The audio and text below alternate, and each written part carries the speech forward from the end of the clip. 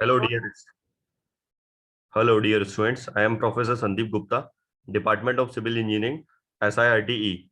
Today, I will discuss a very important topic with you: design of industrial frame. This is a very important for a future point of view. It's a very important topic. Design of industrial frame. Do you understand the word? Word पर focus करिए आप. Industrial frame. Design किस तरह से हम लोग frame को design करते हैं, तो आउटलाइन में हम लोगों ने लिखा हुआ डिजाइन ऑफ इंडस्ट्रियल फ्रेम। आप देखिए कुछ इंट्रोडक्शन मैंने एक डेफिनेशन लिखा हुआ। सबसे पहले मैं आपको डेफिनेशन एक्सप्लेन करता हूँ। Multi storey frame, design of frame में मल्टी स्टोरी। तो मल्टी स्टोरी बिल्डिंग हम लोग कहाँ बनाते हैं भाई? एज यूजुअली हम लोग कंस्ट्रक्ट करते हैं for the office, for the residential, for the flats, hotel, hospitals, schools, social centre, ETC. इन सब के लिए हम लोग क्या करते हैं? मल्टी स्टोरीज को डिजाइन करते हैं। These are the construction either of RCC और मे बी स्टील्स। हम लोग या तो आरसीसी का बना सकते हैं और may be constructed of a steels up to a 20 story. RCC building may be work out to be a more economical, but beyond the height, if you are having a constructed a more than 20 story, then the steel building we are preferred or more cheaper. Next definitions, bracing of multi-story. I am next slide we are explaining in detail, but you know very well very understanding the bracing of multi-story in the previous semester, semester 6, where and you are learning the subject of structure analysis 2. वहां पर एक reinforced जो हम लोगों ने detail पढ़ा था analysis subject में, तो एक ब्रेसिंग सिस्टम और एक शेयर वॉल पढ़ा था हम लोगों ने। ब्रेसिंग सिस्टम, शेयर वॉल क्या होते हैं? हम लोग बीम और कॉलम के बीच में ज्वाइंट बनाते हैं। तो joint, if you are making a rigid joint, we have don't require the bracing. If you make a semi rigid, don't require the bracing. If you make a joint between the beam and column flexible, so we require the bracing system for the create the resistance against the wind and earthquake load। क्योंकि multi storey बढ़ने के जैसे जैसे height बढ़ती है तो wind के effect और ये हॉरिजॉन्टल फोर्सेस के इफेक्ट हमारे इंक्रीज हो जाते हैं। नेक्स्ट डेफिनेशन आप लोग देख रहे हैं जो मैंने लिखा हुआ है, roof truss. Roof truss, bird पर जाइए। रूफ, रूफ मतलब स्लैब हम लोग बनाते हैं जनरली, ये ट्रस शेप में बनाना है हम लोगों को। तो ट्रस आप लोगों ने फर्स्ट ईयर में पढ़े हुए हैं भाई। एक सिंपल सा कॉन्सेप्ट पढ़ा हुआ है, ट्रस का एनालिसिस कॉन्सेप्ट ही पढ़ा हुआ है। अब मैं आपको बताता हूँ डिटेल ट्रस क्या होते हैं, ट्रस की रूफिंग कैसे करते हैं हम लोग। तो इसमें देखो डेफिनेशन में एक वर्ड लिखा हुआ है सिंपल सा, कॉलम फ्री एरिया। क्योंकि जब भी हम लोग स्लैब बनाते हैं तो number of column, intermediate column, support column देते हैं हम लोग।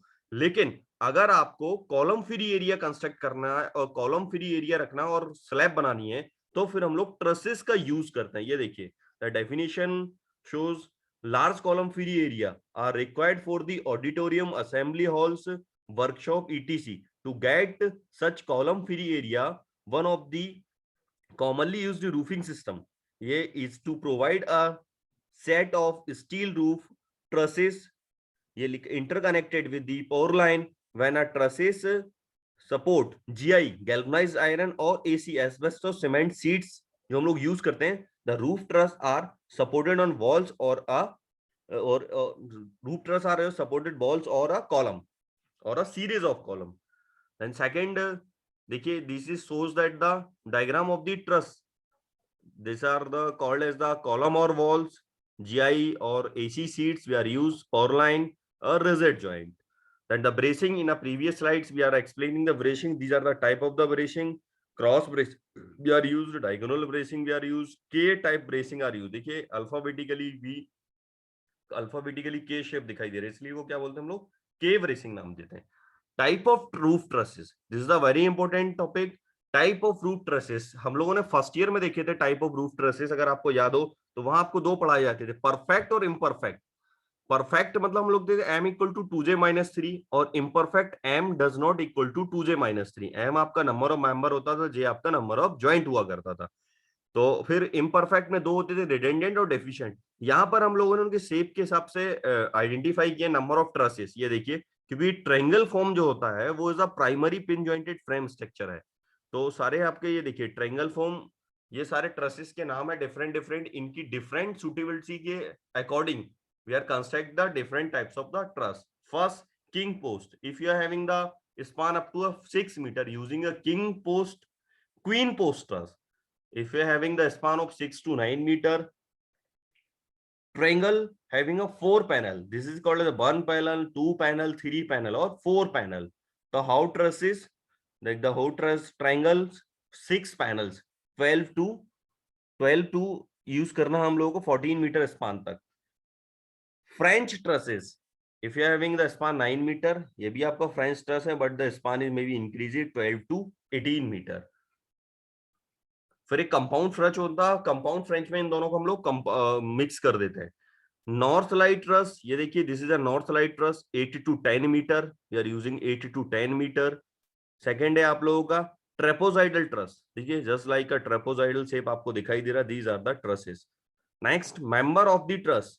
What is the member of the truss? Top code member, bottom code member, stud, slings, सैग्स. That is called as a tie. Pitch of the truss, this is the very important definition. Pitch of the truss, देखिए time, it is defined as the ratio of height of the truss to the span. Height और span का ratio is called as the pitch of truss.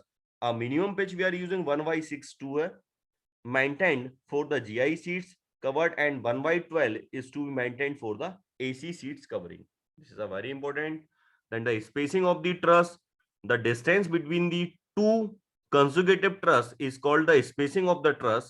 The spacing of the लगातार consecutive मतलब दो लगातार truss के बीच के spacing को हम लोग क्या बोलते हैं अभी? Spacing of the truss.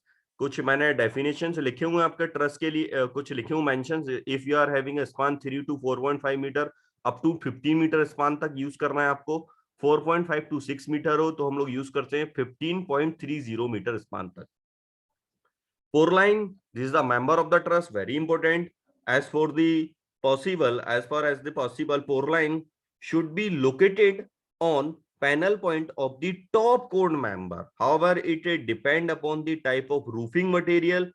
Also, generally the spacing of the poreline varies from 1.35 meter to 2 meter. Loads. Next definition है आपका loads. Loads कैसे हम लोग decide करते हैं? If you know very well, if you know detailing of the loads, number of load we are using for the analysis purpose, number of the loads are used for the design purpose. The loads on trusses would be depend upon the application for which the trusses are used. आप लोग truss कहाँ use कर रहे हैं? The load may be static as in the case of the building or dynamic as in the case of the bridge.